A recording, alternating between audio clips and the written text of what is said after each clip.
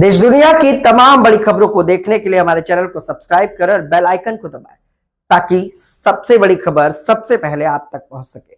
आइए आपको दिखाते हैं इस वक्त की सबसे बड़ी खबर। कांग्रेस कहती थी राम है ही नहीं। सिवान में यूपी सीएम योगी आदित्यनाथ ने महागठबंधन पर साधा निशाना। बिहार चुनाव करीब है और हर राजनीतिक दल एक दूसरे पर वार पलटवार कर रही है। वहीं चुनावी सभा को संबोधित करते हुए उत्तर प्रदेश के मुख्यमंत्री योगी आदित्यनाथ ने विपक्ष पर एक बार फिर रामबाण चलाया। उन्होंने जनसभा को संबोधित करते हुए कहा कि कांग्रेस कहती थी कि राम है ही नहीं। 24वें तीर्थंकर भगवान महावीर का जन्म हुआ हो, जिस बिहार ने विद्यापति जैसे मैथिली के यशस्वी साहित्यकार को जन्म दिया हो, जिस बिहार ने मैथिली भोजपुरी संस्कृति को छठ के माध्यम से वैश्विक पहचान दिया हो, ऐसी शारदा सिन्हा को जिस बिहार ने जन्म दिया हो, जिस बिहार में राजा कामेश्वर सिंह जैसे यशस्वी राजा हुए हो, जिस बिहार ने लोकनायक जयप्रकाश नारायण, डॉक्टर राजेंद्र प्रसाद, कर्पूरी ठाकुर, बाबू जगजीवन राम जैसे भारत माता के महान सपूतों को जन्म दिया हो, उस बिहार के सामने 1992 से लेकर के 2005 के बीच पहचान का संकट किसने खड़ा किया? बिहार में क्या नहीं था? आज से 2000 वर्ष पहले ये बिहार भारत को स्वर्ण युग में लेके गया था। यानी ये दिखाता है कि बिहार जब प्रगति करता है तो भारत प्रगति करता है। बिहार जब स्वर्ण युग में जाता है तो भारत का वह स्वर्णिम युग होता है। बिहार जब समृद्धि प्राप्त करता है तो भारत समृद्धि की ओर अग्रसर होता है। लेकिन इस बिहार के सामने आरजेडी कांग्रेस ने पहचान का संकट खड़ा किया। यहां का नौजवान इस दौरान पलायन किया। आरजेडी के कारण जगह जगह जातीय सेनाएं खड़ी हो गई और जातीय नरसंहार की घटनाएं बिहार की पहचान बनती जा रही थी। बहन और भाइयों, आरजेडी के शासनकाल में 5 दर्जन से अधिक जातीय नरसंहार की बड़ी बड़ी घटनाएं घटित हुई। 30,000 से अधिक अपहरण हुए। छोटे छोटे बच्चों का अपहरण हो जाता था। व्यापारी सुरक्षित नहीं था, बेटी सुरक्षित नहीं थी। बिहार के सामने पहचान का संकट खड़ा हुआ था और तब बिहार के नौजवानों ने अंगड़ाई ली थी। तब बिहार में सत्ता परिवर्तन हुआ। बिहार के अंदर एनडीए की सरकार नीतीश बाबू के नेतृत्व में बनी और नीतीश जी मुख्यमंत्री बने। बिहार के अंदर माफिया और अपराधियों के दिन उल्टी गिनती उनकी शुरू हो गई। बिहार फिर से अपनी पहचान के लिए आगे बढ़ा है। आज बिहार में क्या नहीं है? आज बिहार में सड़क है, बिजली है, रेलवे की कनेक्टिविटी है, एयर कनेक्टिविटी है। मुझे एक बार 2005 के पहले गोरखपुर से दरभंगा जाना था, 16 घंटे लगे थे। आज मुझे लखनऊ से दरभंगा जाने में मात्र 45 मिनट लगे। 45 मिनट एयर कनेक्टिविटी। और अब तो आप लोगों के लिए खुशखबरी है, इनलैंड वाटरवे जल मार्ग भी मोदी जी ने खोल दिया है। हल्दिया से सीधे पटना होते हुए, सारण होते हुए, बलिया होते हुए और सीधे अयोध्या और प्रयागराज तक की दूरी। यानी बिहार की सब्जी, बिहार की मिर्चा, बिहार का पखाना दुनिया के मार्केट में पहुंचेगा तो मुनाफा बिहार का किसान कमाएगा, बिहार का नौजवान कमाएगा, रोजगार का सृजन होगा। बिहार में अब एम्स है, आईएम है, मेडिकल कॉलेजेस की श्रृंखला है, इंजीनियरिंग कॉलेज बन रहे हैं, डिग्री कॉलेज बन रहे हैं। बिहार के अंदर अब रोजगार भी है, निवेश भी है और गरीब कल्याणकारी योजनाओं की तो मोदी जी ने एक श्रृंखला खड़ी कर दी। आरजेडी के समय में लोग चारा बिकने में घोटाला कर देते थे और आज मोदी जी के समय में 80 करोड़ लोग भारत के अंदर फ्री में राशन प्राप्त कर रहे हैं। 80 करोड़ लोग, 50 करोड़ लोगों को आयुष्मान भारत की 5 लाख रुपए की सुविधा प्राप्त हो रही है।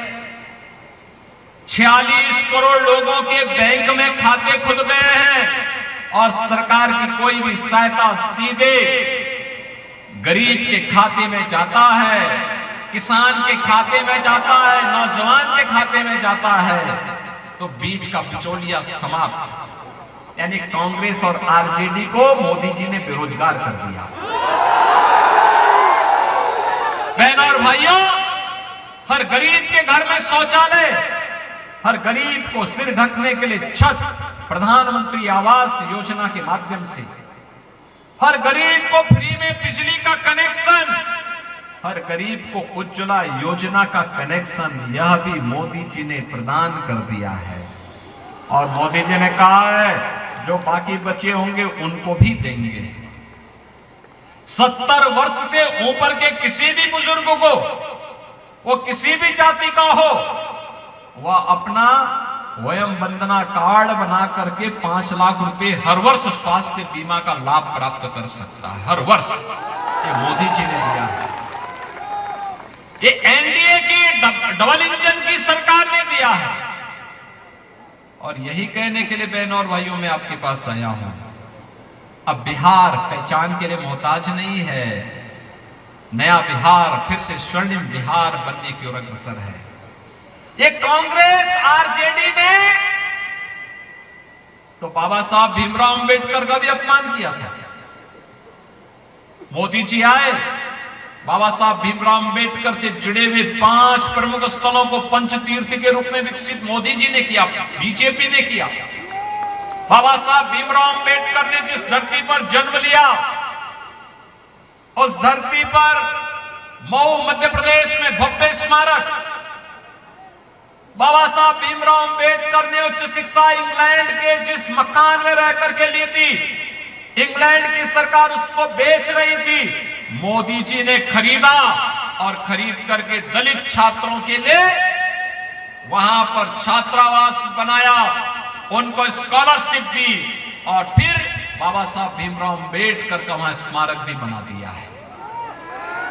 बाबा साहब की दीक्षा भूमि नागपुर में भव्य स्मारक का निर्माण, दिल्ली में रहकर के सार्वजनिक जीवन जहां पर बाबा साहब ने व्यतीत किया था, सार्वजनिक जीवन की भूमि पर doctor Bhimrao Ambedkar international centre की स्थापना हो गई और बाबा साहब भीमराव अंबेडकर की अंतिम यात्रा जहां निकली थी, मुंबई के चैत्य भूमि में भी भव्य स्मारक और बाबा साहब की दुनिया की सबसे बड़ी प्रतिमा का निर्माण भी मोदी जी के नेतृत्व में हो चुका है। याद करिए, कांग्रेस अपमान करती थी, मोदी जी ने सम्मान कर दिया। कांग्रेस ने बाबू जगजीवन राम जी को प्रधानमंत्री नहीं बनने दिया था, नहीं बनने दिया था और मोदी जी ने तो कर्पूरी ठाकुर जी को भी भारत रत्न देकर के सम्मान दे दिया। ये है, वे अपमान करते थे, मोदी जी ने गले लगा करके सम्मान दिलाने का काम किया है। बहनों और भाइयों, मोदी जी ने विकास भी कराया है, विरासत का सम्मान भी किया है और गरीबों का कल्याण भी किया है। आपने देखा होगा, एक कांग्रेस कहती थी राम हुए ही नहीं। अब बताओ, हिंदुओं को इससे बड़ी गाली क्या हो सकती है? इससे बड़ी गाली क्या हो सकती है? कोई कहे राम नहीं हुए, कृष्ण नहीं हुए, मां जानकी नहीं हुई। अगर कांग्रेस बोलती है तो पाप करती है, वो पाप करता है जिस प्रकार की बात करता है। अरे वे परमपिता परमेश्वर है। हर देश, हर काल, हर परिस्थिति में हजारों वर्षों से भारत की आस्था राम के अस्तित्व को मानती है। कांग्रेस नकार करके हिंदुओं को अपमानित करती है। आरजेडी ने राम मंदिर की रथ यात्रा को रोक दिया था। हम जब बोलते थे राम राम आएंगे, मंदिर वही बनाएंगे, तो आरजेडी लाठीचार्ज करती थी और समाजवादी पार्टी गोली चलाती थी। लेकिन हमने कहा था ना, रामलला हम आएंगे, मंदिर वहीं बनाएंगे। बन गया राम मंदिर, कोई संदेह है क्या? मंदिर बन गया ना। आप मुझे बताइए, अगर यूपी में बीजेपी की डबल इंजन की सरकार नहीं होती तो क्या राम मंदिर बन गया होता? क्या ये कांग्रेस, आरजेडी और सपा बनने देती क्या? ये तो बन गया। और वहीं नहीं बना, अब हम लोग सीतामढ़ी में भी एनडीए की डबल इंजन सरकार मां जानकी का भव्य मंदिर का निर्माण कार्य कर रही है। भव्य मंदिर का निर्माण। और यही नहीं, भगवान राम मां सीता को जिस रास्ते अयोध्या लेके गए थे, इस मार्ग को 4 लेन का बना करके राम जानकी मार्ग के रूप में 6155 करोड़ मोदी जी ने दे दिए। काम चल रहा है। बहनों और भाइयों, जयप्रकाश जी के नाम पे लोग राजनीति करते हैं। और जयप्रकाश जी ने अंतिम समय में कहा था कि सिताब दिरिया दियरा में उनकी धर्म पत्नी के नाम पर एक हॉस्पिटल के निर्माण के कार्य को करने के लिए इन्होंने नहीं किया। और मेरी सरकार यूपी में बनी, हमारी सरकार है, बीजेपी की डबल इंजन सरकार है। हमने जैसे ही मेरे संज्ञान में बात आई, मैंने तत्काल परिवहन मंत्री, रहने वाले तो बिहार के हैं लेकिन बलिया से विधायक हैं, तो मैंने इनको कहा, मैंने कहा भी सिताब दियरा जाइए और वहां पे जो हॉस्पिटल बने, उस हॉस्पिटल का नामकरण लोकनायक जयप्रकाश नारायण जी की धर्मपत्नी के नाम पर करवाना। 100 बेडेड हॉस्पिटल। आज वहां बेहतर कनेक्टिविटी, स्मारक बन रहा है, बहुत भव्य कार्यक्रम चल रहे हैं। बहनों और भाइयों, महापुरुषों को सम्मान देकर के विरासत का संरक्षण करने का काम कोई कर रहा है तो एनडीए की डबल इंजन की सरकार कर रही है। विरासत को अपमान करने का काम कांग्रेस, आरजेडी और समाजवादी पार्टी जैसे दल करते हैं। ये गरीबों का भी खा लेते हैं, गरीबों के हक को छीनते हैं, बेटी और व्यापारी की सुरक्षा में सेंध लगाते हैं, निवेश को प्रताड़ित करके भगाते हैं, नौजवानों के रोजगार को छीनने का काम करते हैं। और इसलिए बहनों और भाइयों, हम लोग आपसे कहने के लिए आए हैं, आपने गांधी जी के 3 बंदरों का नाम सुना होगा ना। गांधी जी के 3 बंदर थे। गांधी जी ने कहा था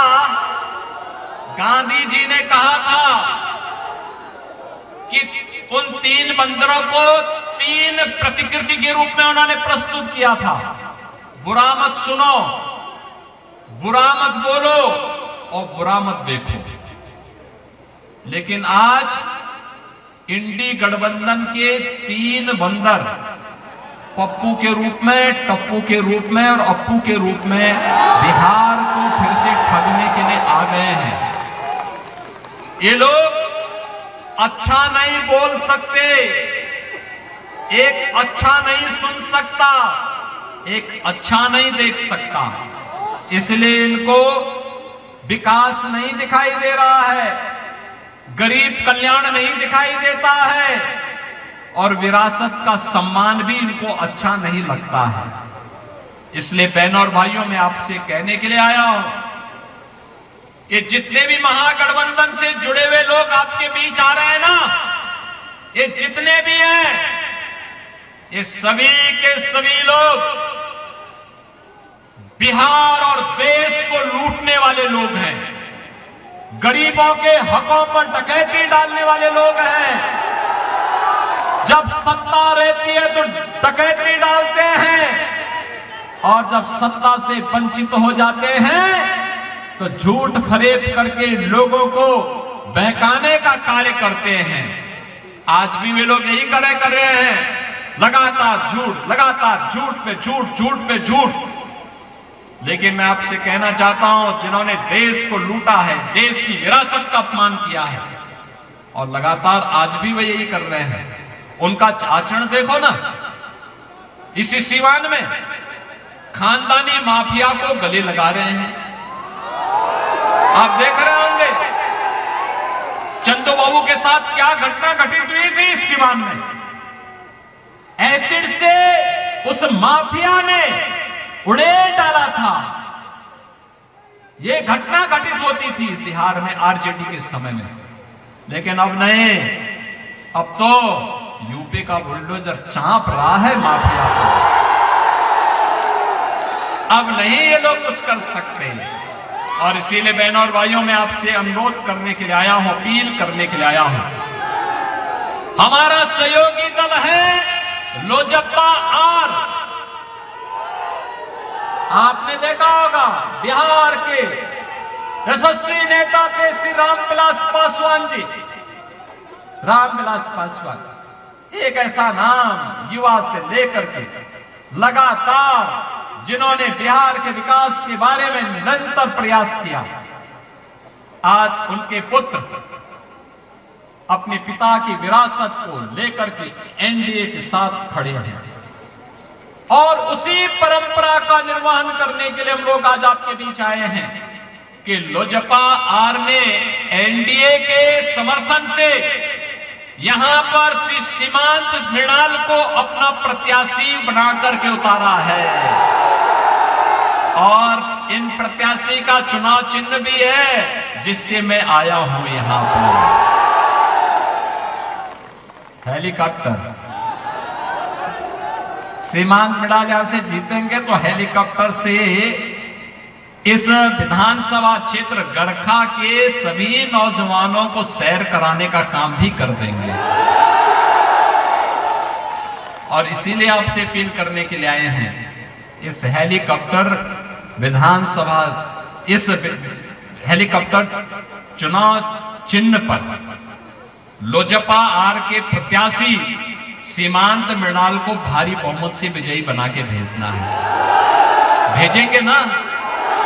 सभी लोग भेजेंगे? जहां तक मेरी आवाज जा रही है, थोड़ा हाथ खड़ा करके अपना आशीर्वाद तो दो इस नौजवान को। अरे एक नौजवान को अपना आशीर्वाद दो। जहां तक सड़क के किनारे में, जहां तक मेरी आवाज जा रही है, छतों के ऊपर लोग बैठे हुए हैं, खड़े हैं, इधर भी लोग काफी भारी संख्या में पुराने विद्यालयों के अंदर बाहर है, दोनों हाथ ला करके सीमांत मृणाल को अपना आशीर्वाद दीजिए। देंगे तो मेरे साथ बोलेंगे भारत माता की, भारत माता की।